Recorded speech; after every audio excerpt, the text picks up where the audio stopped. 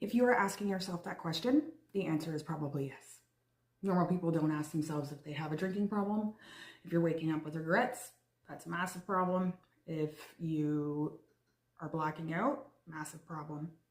If somebody close to you is telling you that you have a problem, you probably have a problem. Probably something that you can't see that they're seeing and they're worried about you, right? So then that's a problem. If you're drinking every day, that's a problem. If you're drinking every day, it's not good for you. It's literal poison, right? They've come out and said that there's a whole bunch of things wrong with that. So you need to find new coping mechanisms. I myself, I drank for probably 35 years of my life. I went to rehab 11 years apart. Like, I knew I had a problem back then, and I thought I would trick the system some way, I guess, and it did not work. So I learned a lot in those, and like, that's when it was really, really heavy, obviously. And I did a trauma program. I took mental health and addictions. I just got my diploma for that.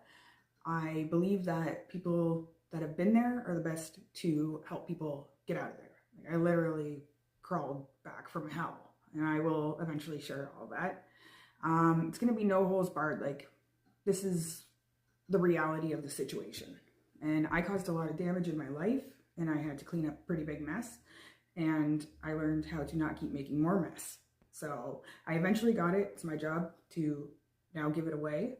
And I believe we have to change the way we think about alcohol and drugs, anything, in order to, like, it's a thinking affliction, right? So I learned some pretty cool tricks, and I'm going to be sharing them. I will be doing a lot more videos. Like, subscribe, do whatever you got to do. I'm on Facebook as well, and TikTok. You can look for ResilientMf. It's a Phoenix chick.